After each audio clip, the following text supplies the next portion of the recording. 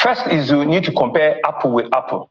You know, I took a trip to New York less than 18 months ago, right? And it took us 30 minutes to do 6 blocks. Just 6 blocks, less than, you know, a kilometer of road. It took 30 minutes to do it. That's New York for you. So Lagos has similar demography, right? So if you go to, I mean, Bombay in India, it has similar demography. If you go to Istanbul in Turkey, it has similar demography.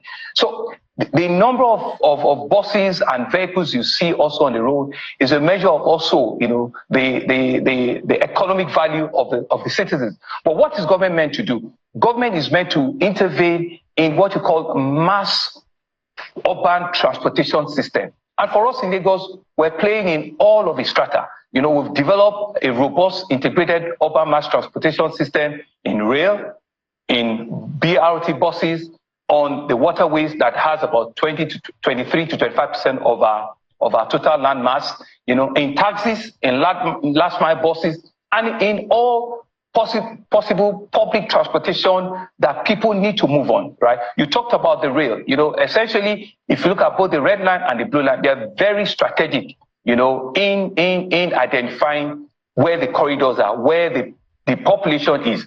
The red line moves from south to north, you know, from Oyinbo in the south, straight up to north, up to Agbado. You know, we're very creative. We didn't let it stop at Iju, which is inside Lagos. We actually pushed it all the way to Agbado, which is inside, you know, Ogun State. It's almost a 29-kilometer rail corridor.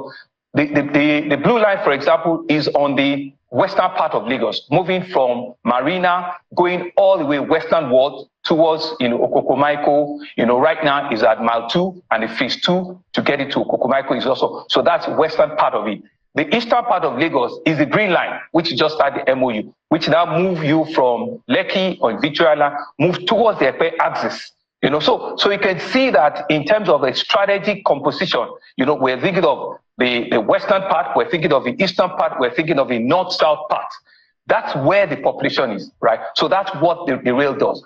All of that intervention in waterways, let's look at all the corridors that have water transportation from Ibeshe, you know, in Ikorodu, straight to, you can say Falomo, or you can say Baduri, you know, just cross from Ikorodu, you know, to Baduri. You can say from Ojo, in Oriade local government, you can come all the way to Liverpool, you can come from Liverpool, you can come all the way to Marina, and you also can go to Falomo, you know, so you have all of those choices and all of those options, both on the waterways and both on the rail corridors that we're developing.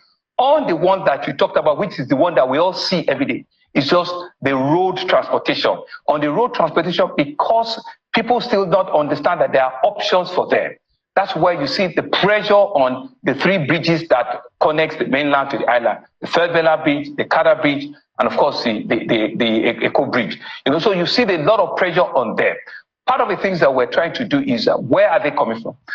The red line, for example, if I go back to that, is taking you all the way from Agbado. From Agbado, it connects to Iju, which is the heart, you know, of Ifakojai. From Iju, it will take you to Agege, right? Agege, out of Agege local government. From Agege, it takes you to Ikeja. From Ikeja, it takes you to the all-important Oshodi. So you can imagine the aggregate of passengers that is picking up. From Oshodi, it takes you to Mushi. My people in Mushi, they are looking forward to it. They are excited. From Mushi, it takes you to Yaba. We growing up, Yaba looks as the centerpiece. From Yaba, it takes you to Ebutemeta. So eventually, that rail corridor has clearly solved a lot of, you know, road transportation issues. A journey that either two will take you 2 hours, 2.5 hours. You know, now you can do it in under 1 hour. You know, when we started the journey yesterday, it took us 36 minutes from Ebutemeta all the way to Ikeja when we came down, and it's going to be another 7 to 9 minutes to take you to Agbado. So it's a phenomenon. It's a game changer, you know, for us, and we believe. Yes, if I may jump in quickly, for those who imagine that. In all of the states of the Federation, Lagos will stand as a model state. And one will almost refer to Lagos as though it's one town or one city.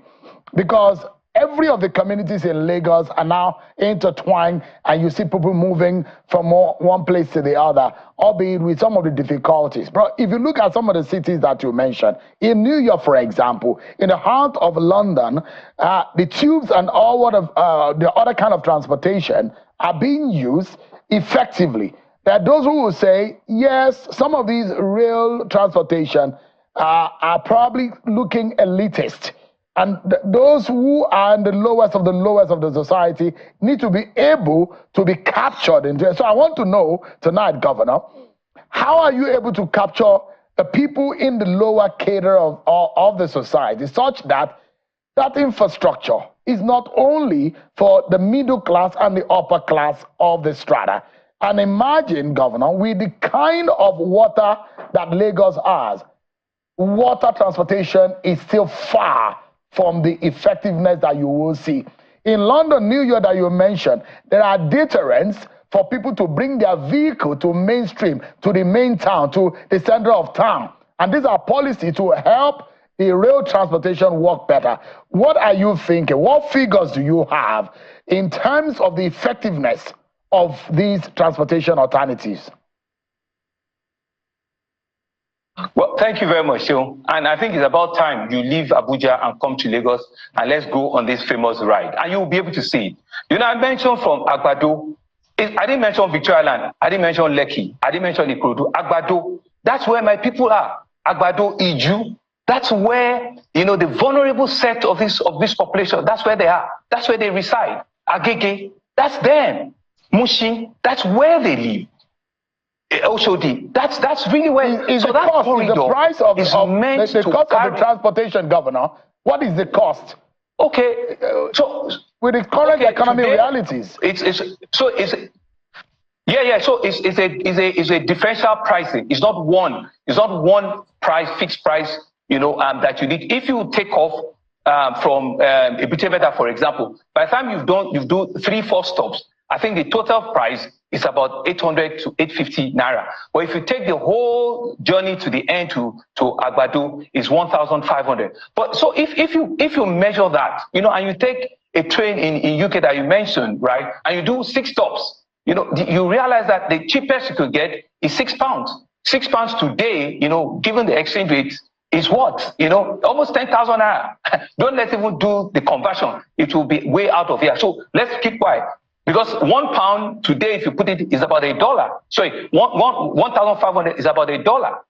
You know, 1,500 is less than £1. But don't even let us, because they are two different economies. I don't want to put naira and dollar, and that's not how I'm being trained. But the reality is to look at, you know, the GDP of our people, their earning capacity, and be able to reflect, you know, on what we need to do to help them. So it's 1,500, right, from Ebute all the way to Agbado. It will crisscross minimum of 10 local government. Minimum of 10 local government. If you need to take an alternative and go on other route, there's clearly no way that you spend anything less than 2,000, 2,500. But even at that, you know, the plan is for us to start this, right, and we will do the tests. Right. Once we're able to guarantee, you know, what our minimum threshold is, it's not impossible for me a month from today to even bring it down another 15-20%. You will remember that when we started the Blue Line, you know, which started with about 800 now from Marina all the way to Maitu, I brought it down, you know, by about 20-25%, you know, and today we've carried close to 3 million people on that rail corridor on the Blue Line. Right. So similar thing will happen, but this one is the longer route. You know, it has more station and it's a longer route. So in terms of affordability, that it's critical for us. It's for the vulnerable, it's for the lower market, and it's also for the middle upper. Because train services, like you know, everywhere in the world, people need to also drop their cars and have the opportunity to also ride on it because it's faster and it's quicker for them. They also don't want to stay in traffic. They don't want to hold on to their steering for an hour and a half. So it's for everyone. It's for and on the red line, for example, you also have a space to carry some bit of a load. So it's also be provided, you know, for them. So in terms of affordability, you can test it that I'm a people's governor, I'm a people's person. If you think or if you feel that the numbers are way out, I'll be the first person that will readjust that. So, but from the indices that we've seen, we believe it's market, you know, it reflects a fair market. It reflects a very, very fair market. It's not covering all of our costs. Yeah. That's not the point. Yeah.